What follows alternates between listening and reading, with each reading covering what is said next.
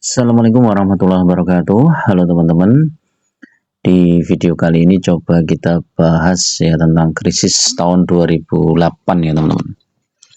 Kita belajar histori ya teman-teman. Jadi dalam berinvestasi saham kita harus benar-benar membaca data dan fakta, terutama histori suatu saham teman-teman. Dan salah satu historinya itu adalah kejadian krisis tahun 2008. Nah, krisis 2008 ini memberikan pelajaran yang sangat berharga ya bagi banyak investor saham ya, terutama yang retail ya. Karena memang kejadiannya cepat dan itu benar-benar memukul harga saham teman-teman. Jadi krisis 2008 itu ya, itu dana asing keluar dan menyebabkan IHSG merosot tajam, bahkan BI harus melakukan suspensi perdagangan pada 9 dan 10 Oktober ya. Jadi diberikan jeda agar investor lebih rasional ya, karena itu parah banget ya 2008. Walaupun nggak separah 98 ya. Kalau 98 kan ada krisis politik juga ya di Indonesia ya. Kalau 2008 itu kan murni karena dari luar ya. Jadi krisis ini kan awalnya karena krisis di Amerika ya. Jadi instrumen utang yang diambil dengan agunan properti real estate. Jadi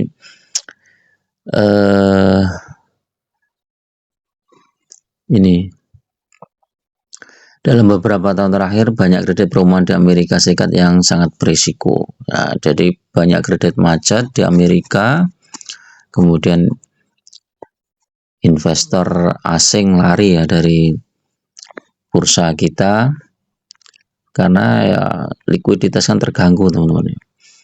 Akhirnya memicu retail panik, harga saham langsung anjlok. Nah, anjloknya itu kalau teman-teman bisa lihat ya, ini nanti di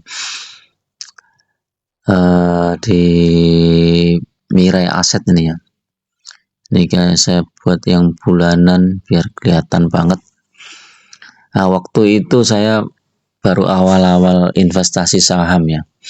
Jadi belum mengerti sama sekali ya fundamental apa dan lain-lain.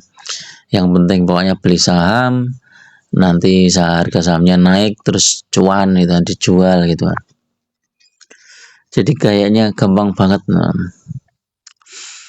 Tapi kenyataannya ya nanti tak ceritain teman-teman. Jadi waktu itu memang banyak beredar isu-isu ya, terutama mengenai suatu saham. Wah, ini saham ini mau naik ke sini, saham A, saham B, saham C mau digoreng ke sini. Jadi waktu itu saham mau digoreng itu informasinya itu malah menyenangkan bagi investor ya, karena wah ini kesempatan ini kan ya.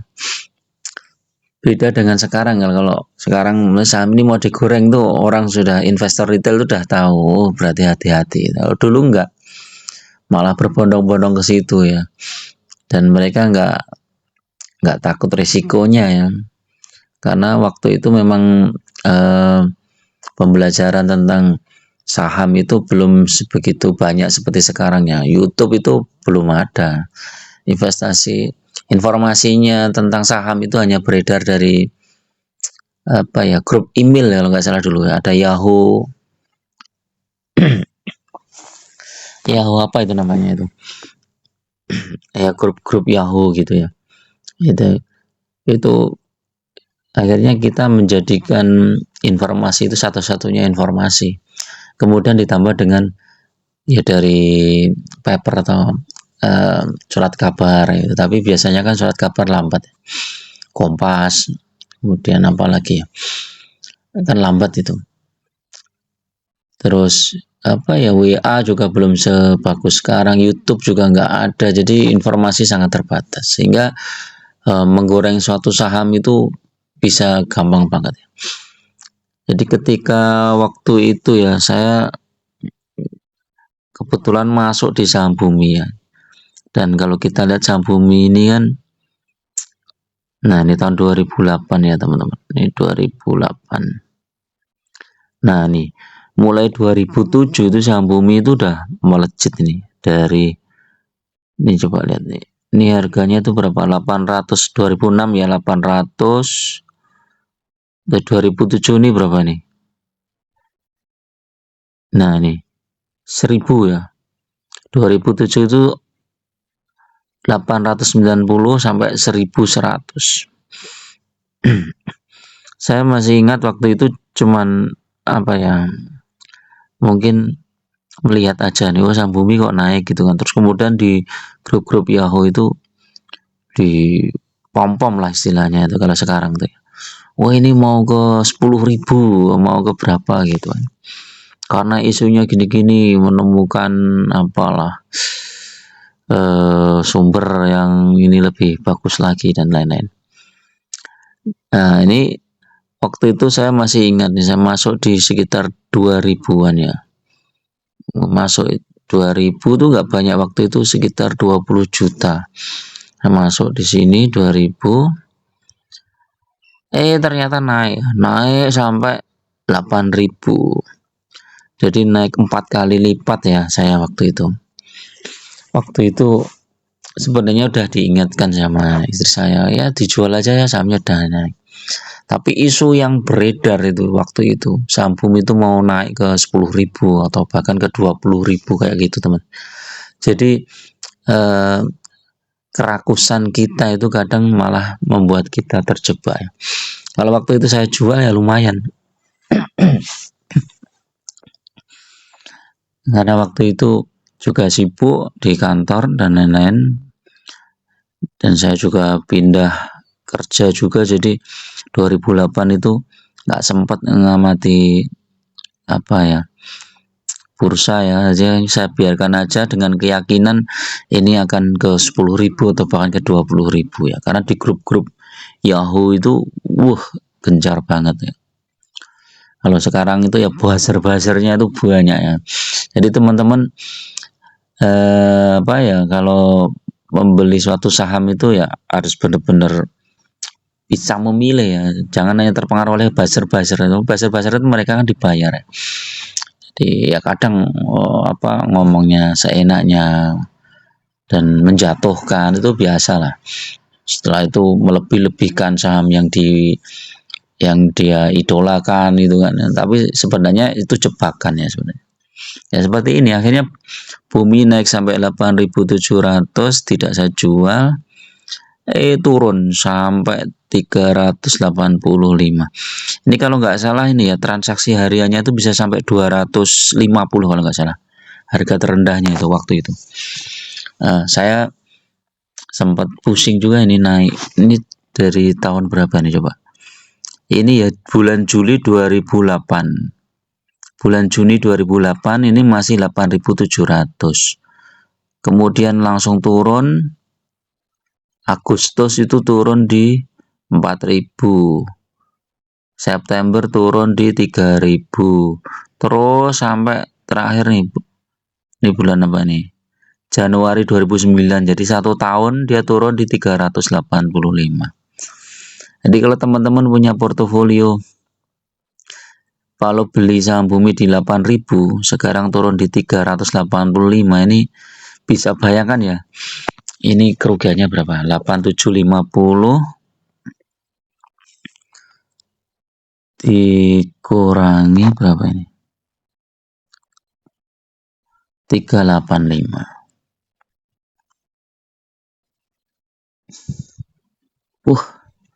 8750. Kerugiannya 95,6%. Bayangkan teman-teman. Ngeri ini. Jadi kalau teman-teman punya 100 juta itu tinggal cuman 5 juta ya. Jadi ngeri banget nih. Waktu ini saya nggak berani lihat laptop ya waktu itu ya.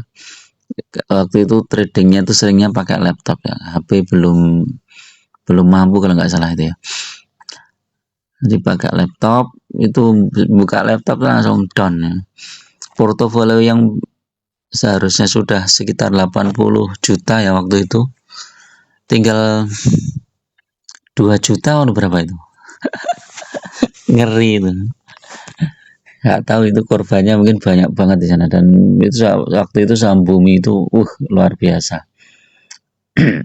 Nah, belajar dari kasus seperti itu teman-teman, jadi teman-teman akan apa ya, lebih secara mental lebih siap ya ketika suatu saham itu hancur ya. Keadaan hancurnya itu bukan karena sahamnya ya, bukan karena perusahaannya, tapi karena memang faktor global ya yang kita sulit. Nah, kalau sekarang asal sahamnya itu bagus ya, tidak kena suspensi, itu kita masih bisa jualan teman-teman. Nah, dulu itu nggak bisa jualan, begitu market buka langsung ARB, market buka langsung ARB, nggak bisa jualan.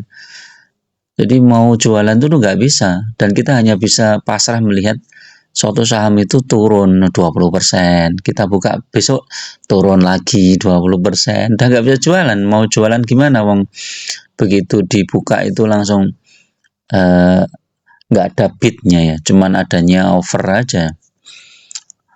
Nah, offernya jadi ya kita antri, kalau mau jualan kita antri 1 juta lot setiap hari, itu kan ya nggak bisa. Nah, coba kalau teman-teman ya misalnya waktu krisis pegang saham-saham yang fundamental bagus ya, misalnya apa, BCA. Ini contoh aja teman-teman. Jadi BCA itu waktu krisis tahun 2008 ya. Coba nih, 2008 itu turun berapa ya? Kita cek aja. Nih. Ya, 2008 ini ya, ini dari harga 1.400 BCA turun ke 700.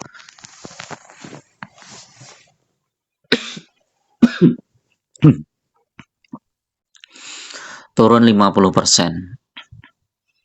Kemudian ini di bulan Januari ya 2008, terus turun lagi bulan Juni di 494, dari 1.400 ke 494, 1.400 ke 494 dibagi 1.400, turun 64%. Ya, kalau saham gorengan tadi ya, saham bumi itu turunnya 95%. Nah, ini turun 64% ya di sini ya.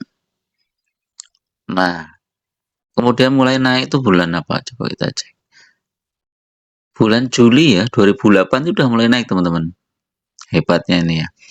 Bulan Juli naik, kemudian bulan Maret ya, 1 tahun ya. Ini Januari 2008 turun, Maret 2009, jadi 1 tahun udah mulai hijau, balik lagi ke harga ini di, coba kita cek sini. Nah, 2011. Jadi 2011, 3 tahun baru balik harga di sini. Tapi 3 tahun ya, 3 tahun dibiarkan. Nah, apalagi kalau kita beli di harga bawah ini ya, atau average down saat harganya anjlok ya, saat market anjlok. Makanya ketika krisis terjadi, maka kita pegang uang cash itu ya sangat-sangat penting teman-teman. Jadi kita nunggu benar-benar suatu harga saham yang fundamentalnya bagus, dia harganya di bawah, benar-benar di bawah, kita masuk ke situ. Nah, itu sangat worth it ya. Dan ini 3 tahun udah balik. Coba kita lihat. Wush. 2019 sudah berapa kali lipat ini naiknya. dari 1.400 ke 7.400. Ini belum dividennya. Nah, sekarang udah 10.400. Nah, ini turun dari sekarang di 9.200. Jadi saat market crash itu sebenarnya saat yang bagus untuk kita masuk ke suatu saham yang DBD ya. Jadi saham-saham yang bagus biasanya harga sahamnya sulit turun ya. Nah, ketika market crash harganya diskon ya. Diskonnya bisa sampai 50% ya. BCA aja 64%. Coba saham Adaro ya, kita cek Adaro itu tahun berapa ya mulainya.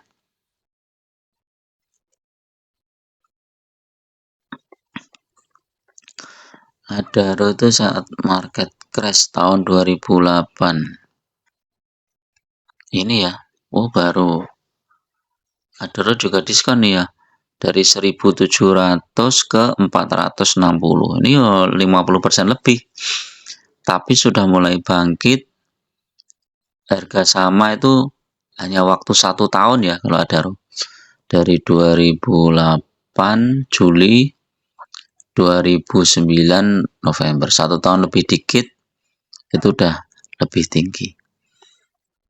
Nah, tapi setelah itu koreksi lagi ya, karena ini harga komoditas kan tergantung harga sama Adaro ini kan tergantung harga komoditas batu bara ya. Jadi itu teman-teman ya. Jadi saat crash kita itu harus benar-benar punya planning ya. Jadi makanya paling tidak kita punya planning uang cash itu 20% ya dari semua portofolio kita. Kalau kita nggak ada uang cash ya, saham kita paling nggak kita take profit dulu atau cut loss dulu ya 20% untuk jaga-jaga ya. Misalnya ya kita tidak berharap ya suatu kondisi krisis ini akan berlanjut. Cuman kan kita tidak bisa mengendalikan juga. Kalau misalnya dolar terus menguat, rupiah terus melemah ya, pasti akan terjadi arus uang yang keluar ya, asing pasti akan cabut ya dari kita. Nah, nanti kalau misalnya harga saham kita udah murah banget, ya asing akan masuk lagi. Ya begitu, kita nggak bisa mengontrol mereka. Kita hanya bisa ngikutin aja. Jadi itu. Jadi silakan teman-teman melihat ya portofolio masing-masing.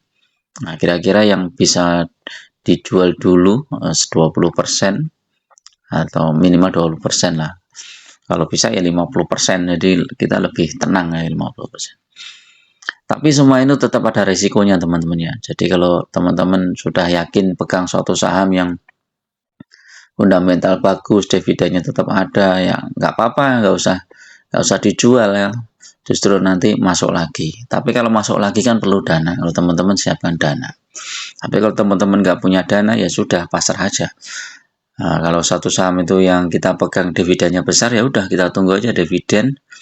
Nah, begitu dapat dividennya kita belikan lagi sahamnya. Ini beberapa strategi ya. Dan semua itu ada resikonya. Teman-teman harus betul-betul mempertimbangkan resikonya. Ketika kita jual satu saham misalnya kita jual sebagian, ternyata sahamnya menaik, itu ya biasa. Ya memang ruginya di situ. Tapi kalau ternyata sahamnya itu turun, ya kita untung. Untungnya ya kita bisa beli lagi di harga bawah. Jadi itu ya teman-teman, belajar dari krisis. Dan di dunia saham itu benar-benar kita harus punya plan A, plan B, plan C, bahkan plan D ya. Gak bisa kita pasrah total, pasrah bongkoan istilahnya, itu gak bisa. Ya kita harus pandai-pandai memilah informasi, kemudian pandai-pandai apa ya, memutuskan apakah ini mau take profit, mau cut loss, atau milih saham A, saham B gitu kan, kita harus benar-benar tahu. Oke, itu dulu teman-teman untuk review pagi ini, mudah-mudahan bermanfaat. Tetap gunakan data dan logika ya dalam berinvestasi saham, jangan hanya ikut arus pom-pom, arus buzzer dan lain-lain. Kita nggak usah mikirin lah buzzer-buzzer dan lain-lain. Jadi hindari saham-saham gorengan, saham-saham yang hanya di pom-pom. Itu lebih baik fokus di saham-saham yang fundamental bagus. Dan fokus terus di nambah jumlah lotnya ya. Kalau misalnya teman-teman udah fokus itu santai aja, misalnya floating loss 10%, 20% nggak masalah. nambah lagi lotnya. Nanti begitu naik dikit, profitnya udah besar. Oke, terima kasih. Assalamualaikum warahmatullahi wabarakatuh.